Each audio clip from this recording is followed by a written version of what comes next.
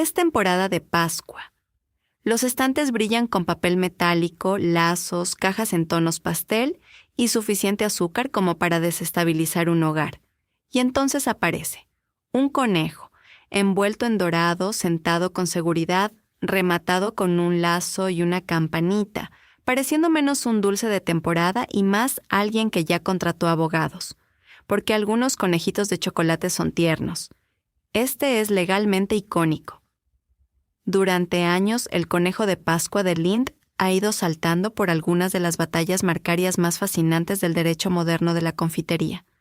No porque al mundo se le hayan acabado los problemas, sino porque la propiedad intelectual hace algo extremadamente importante. Le dice al mercado cuándo un símbolo se ha convertido en algo más que decoración, cuándo el diseño se convierte en identidad, cuándo el empaque se convierte en memoria, cuándo los consumidores no están comprando solo chocolate, sino confianza, reconocimiento y reputación. Y por eso precisamente importa esta historia, porque esto no se trata solo de dulces, se trata del valor de la consistencia, del poder comercial del branding visual, de la dificultad de probar distintividad, de la tensión entre competencia y reconocimiento, y de la brillantez de la propiedad intelectual cuando de verdad obliga a todo el mundo a responder la misma pregunta difícil: ¿qué ha construido exactamente esta empresa en la mente del público? Hoy vamos a seguir la vida legal de un pequeño conejo con una huella inmensa.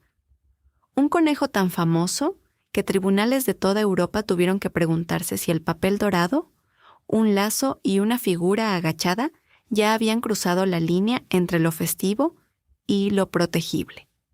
Y sinceramente, ese es exactamente el tipo de drama legal absurdamente elegante que a mí me fascina.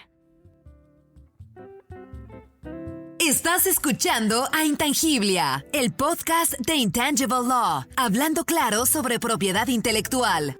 Démosle la bienvenida a su host, Leticia Caminero.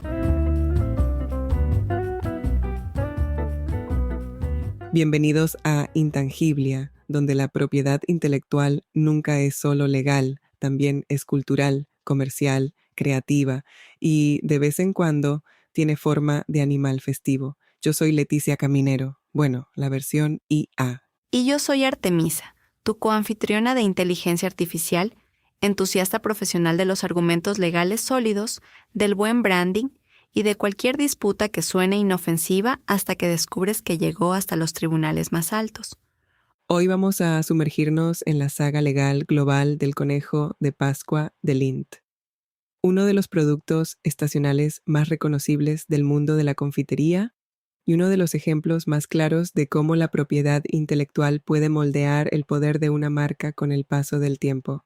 Este episodio tiene todo lo que me gusta: derecho marcario, percepción del consumidor, estrategia de enforcement, chocolate elegante y una pregunta judicial recurrente que básicamente se traduce así: ¿este conejo es solo un conejo o es el conejo?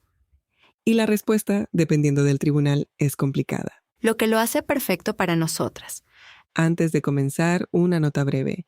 La voz que escuchan en este episodio es una versión clonada con inteligencia artificial de mi voz real. Y yo soy una coanfitriona generada completamente por inteligencia artificial. Este podcast tiene fines educativos e informativos únicamente, no constituye asesoría legal. Así que disfruten el chocolate, disfruten el análisis legal, pero no construyan toda su estrategia internacional de enforcement marcario únicamente a partir de este episodio.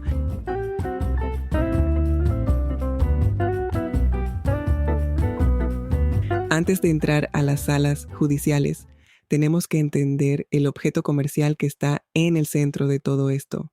El conejo de Pascua de Lindt no se volvió jurídicamente relevante por accidente. Se volvió relevante porque Lindt hizo lo que las marcas fuertes saben hacer mejor: repetir, pulir y reforzar una identidad visual hasta que los consumidores empezaron a reconocerla al instante. Estamos hablando de un conejo de chocolate sentado, envuelto en papel metálico dorado, usualmente con un lazo rojo y una pequeña campana.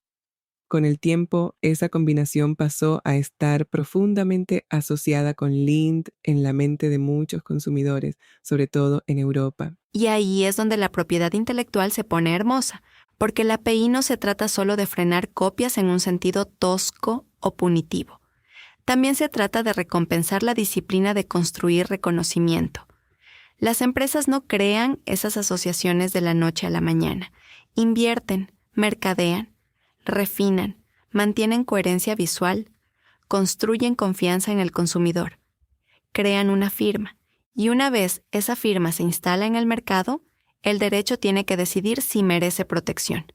Esa es una de las cosas más importantes que hay que entender sobre el derecho marcario. No se trata solo de palabras y logotipos. También puede extenderse a formas, colores, empaques y apariencia del producto, pero solo cuando esas características realmente funcionan como indicadores de origen. Eso suena simple, pero es una de las cosas más difíciles de probar. Porque la Pascua no es exactamente un lienzo en blanco. Hay conejos por todas partes. El papel dorado no es revolucionario.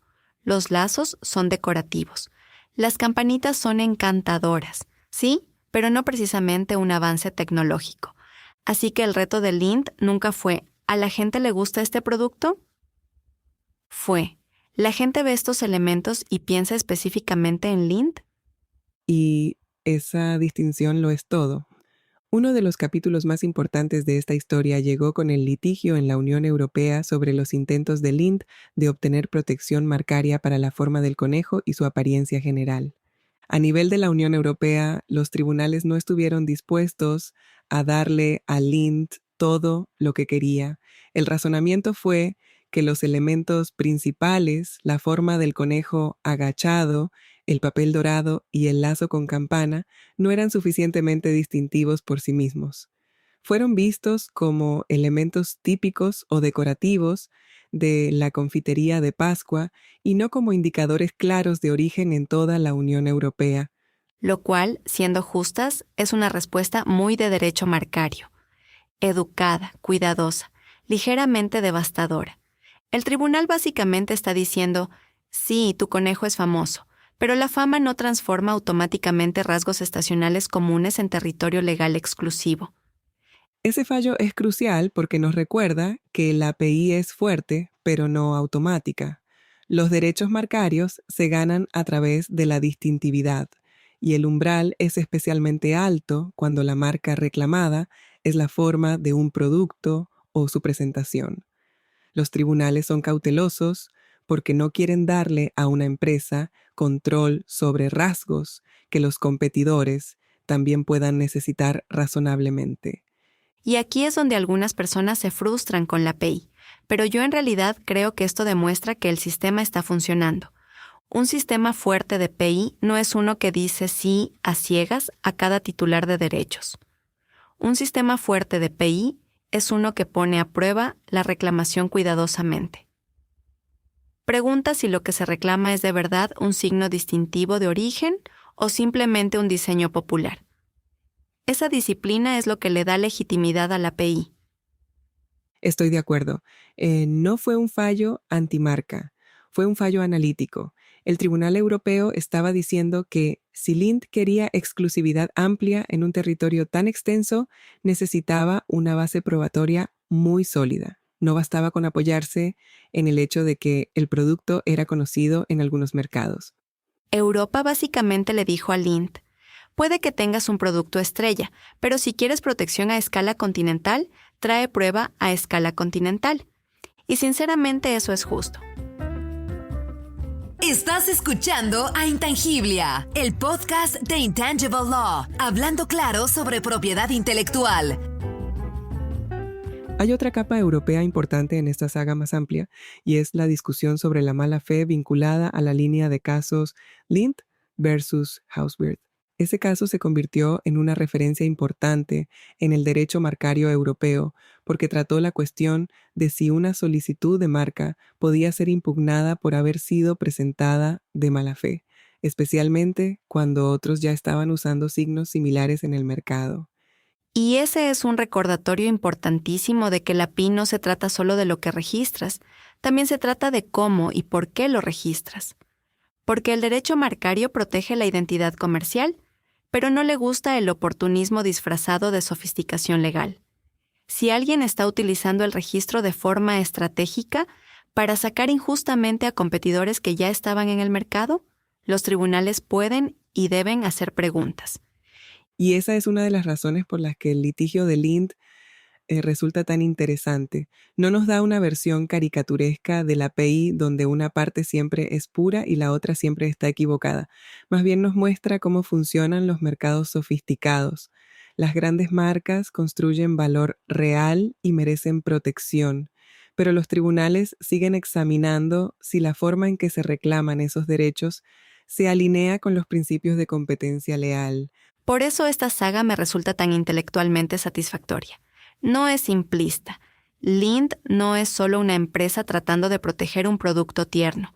Es una empresa tratando de definir el perímetro de un ícono comercial. Y los tribunales responden preguntando, con verdadera precisión, hasta dónde debe llegar ese perímetro. Esa tensión se hizo muy visible en Alemania.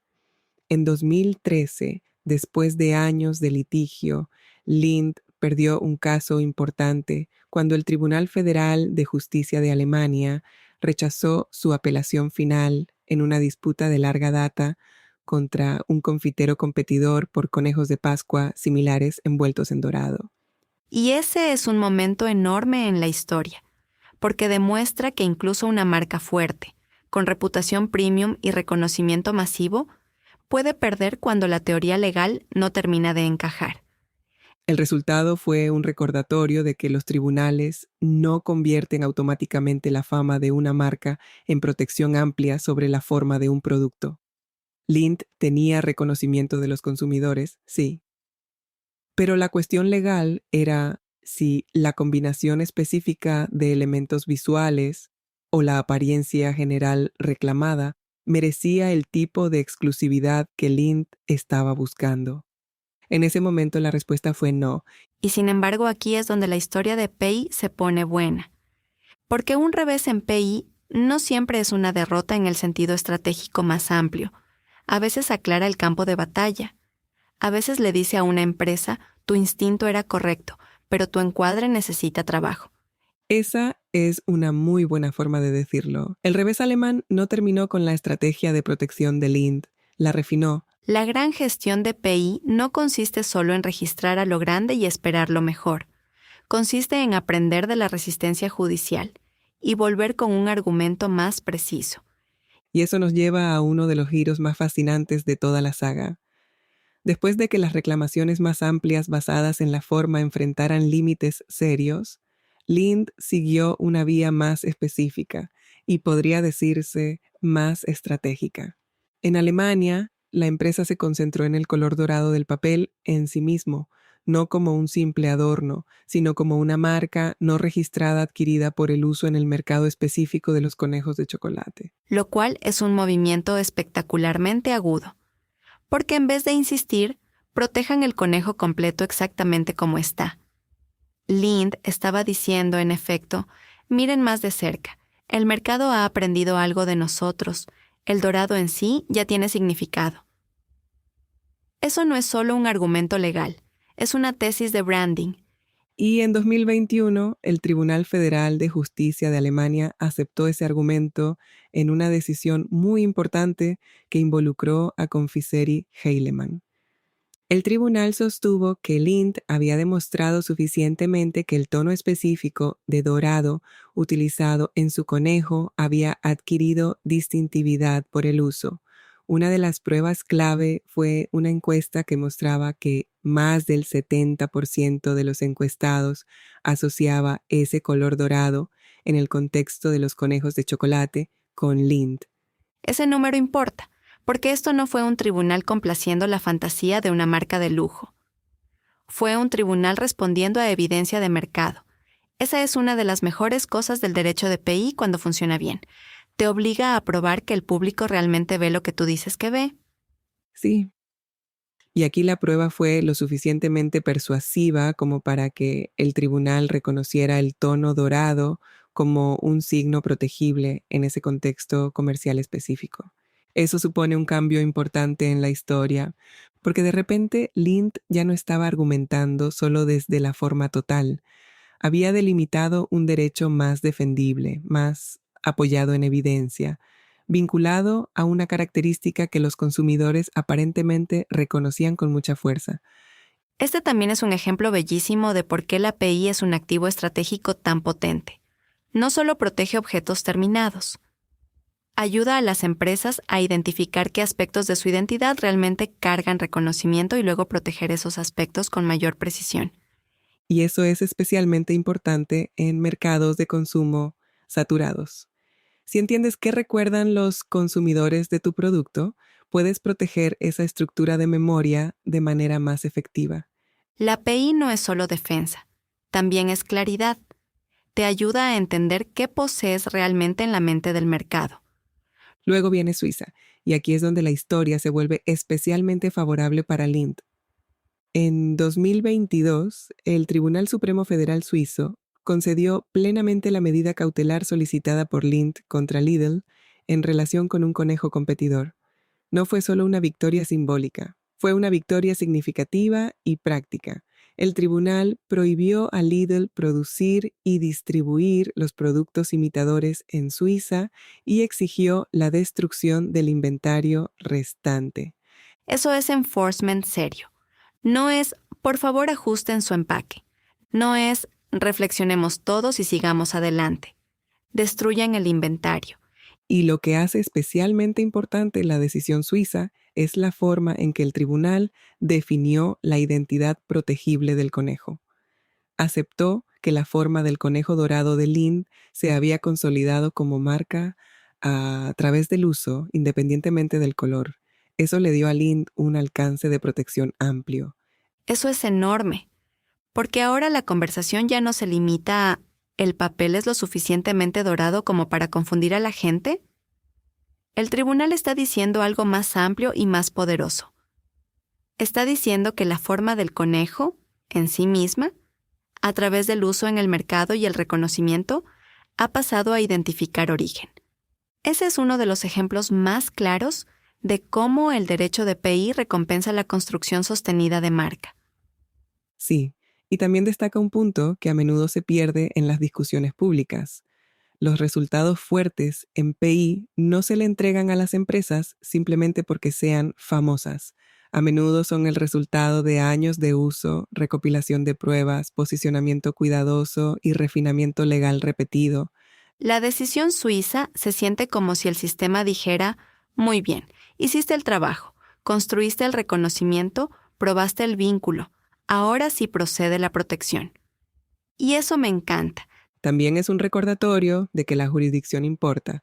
El mismo objeto comercial puede producir resultados muy distintos dependiendo del tribunal, del expediente probatorio y del encuadre legal exacto. Eso no es un defecto, es parte de la realidad del enforcement internacional de la API. Quiero hacer una pausa aquí porque creo que es fácil que alguien escuche esta historia y diga, ¿de verdad todo esto por un conejo? Pero para mí, esta es en realidad una historia profundamente positiva sobre la propiedad intelectual. Totalmente de acuerdo. Porque, ¿de qué tratan realmente estos casos? Tratan de si el derecho reconoce el valor del significado comercial. Tratan de si importan los años de branding consistente. Tratan de si la confianza del consumidor, la presentación del producto y la identidad visual merecen respeto legal. Tratan de si una empresa que invierte en reputación puede impedir que otros se aprovechen gratuitamente de esa inversión. Eso no es trivial. Esa es la arquitectura de la competencia leal. A veces se critica la API como si solo restringiera, pero esta saga muestra el otro lado. La propiedad intelectual también permite que las empresas creen con confianza, incentiva la inversión en identidad distintiva, recompensa la claridad en el mercado, protege la conexión entre una empresa y la buena voluntad que ha construido. Y, lo más importante, los tribunales no aprobaron automáticamente cada reclamación de Lindt. Las examinaron, pusieron límites cuando correspondía, las acotaron cuando era necesario, reconocieron derechos cuando la prueba lo justificaba. Eso no es sobreprotección, eso es un sistema legal funcionando. Muy bien dicho.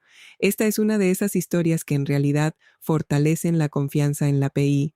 Demuestra que el sistema puede ser exigente, pero también receptivo. Puede rechazar reclamaciones demasiado amplias cuando se pasan de la raya y aún así reconocer derechos fuertes cuando la evidencia los respalda. Que es exactamente lo que uno quiere. No un sistema débil que no proteja nada, ni un sistema sobredimensionado que proteja todo, sino un sistema disciplinado que distinga entre decoración e identidad y luego actúe en consecuencia. También hay aquí una lección más práctica para empresas y creadores. A veces lo que tú crees que es tu activo más fuerte no es necesariamente lo que el derecho va a proteger con mayor facilidad. Lind puede haber querido proteger todo el paquete visual como una sola marca amplia, pero algunas de sus victorias más sólidas llegaron después a partir de teorías más enfocadas y ligadas a evidencia real de asociación del consumidor. Esa lección vale oro, sin juego de palabras. Las empresas suelen pensar en bloques emocionales completos. Este es nuestro producto icónico. Y no están equivocadas, pero el derecho muchas veces funciona de forma más granular. ¿Qué característica carga significado de origen? ¿Qué elemento es ordinario? ¿Qué combinación es distintiva? ¿Qué reclamación puede sobrevivir al escrutinio? Necesitas visión y precisión. Y por eso una buena estrategia de PI nunca consiste solo en registrar, también consiste en interpretar, en decidir qué partes de tu marca funcionan verdaderamente como activos protegibles y cuáles se apoyan mejor en otras herramientas como diseños, derecho de autor, competencia desleal o simplemente fortaleza comercial. Además, podemos apreciar por un momento cuántas carreras legales probablemente se han alimentado gracias a este único conejo. Sinceramente, sí. Chocolate premium, litigio premium, precedente premium. Y aun cuando los resultados variaron, el conjunto del litigio produjo algo valioso. Construyó una conversación jurisprudencial más profunda en torno a rasgos similares al trade dress, al branding basado en la forma y al papel de la evidencia del consumidor en la prueba del reconocimiento. En otras palabras, incluso las derrotas aportaron valor a la historia. Eso es muy PI. A veces un portafolio crece no solo a través de registros y victorias, sino también a través de la clarificación. Cerremos con algunas conclusiones de la saga del conejo de Pascua de Lind. Primero, la propiedad intelectual puede proteger mucho más que nombres y logotipos. Cuando la evidencia lo respalda, la forma, el color y la presentación del producto también pueden convertirse en activos legales poderosos. Segundo, la consistencia importa. Los argumentos más fuertes de Lind nacieron de años de construcción disciplinada de marca. La PI funciona mejor cuando está respaldada por un comportamiento comercial repetido que le enseña al consumidor que debe reconocer. Tercero, la evidencia importa tanto como la creatividad. Las encuestas, la presencia en el mercado y la asociación del consumidor fueron centrales para los éxitos posteriores de Lind. Cuarto, los sistemas fuertes de PI no se limitan a decir sí o no, calibran. Rechazan el exceso cuando hace falta y validan la distintividad real cuando ha sido probada. Eso es una fortaleza, no una debilidad. Quinto, la PI es positiva porque respalda la inversión, la identidad y la competencia leal. Ayuda a las empresas a proteger la buena voluntad que se han ganado y les da a los consumidores señales más claras en el mercado. Y mi conclusión final es esta. Nunca subestimes lo que una empresa puede construir a través de la repetición, la elegancia y la paciencia legal. Hoy es un conejo. Mañana es un activo global de marca con reconocimiento judicial y una campanita en el cuello. Eso es todo por el episodio de hoy de Intangiblia. El conejo de Pascua de Lind nos recuerda que la propiedad intelectual no se trata solo de invención en el laboratorio o de código en una pantalla. También se trata de los objetos cotidianos que adquieren significado a través del diseño, la memoria y la confianza. Se trata del momento en que un producto deja de ser solo un producto y se convierte en una identidad que el mercado puede reconocer. Y cuando eso ocurre, la propiedad intelectual le da al derecho un lenguaje para proteger el valor que ha sido creado. Por eso, la historia de un pequeño conejo de chocolate es en realidad una gran historia sobre branding, reconocimiento y el poder de la API bien trabajada. Gracias por escucharnos. Mantente brillante, mantente curioso, y esta Pascua mira el empaque un poco más de cerca. Puede que haya una batalla marcaria escondida debajo del papel metálico. Hasta la próxima. Felices Pascuas.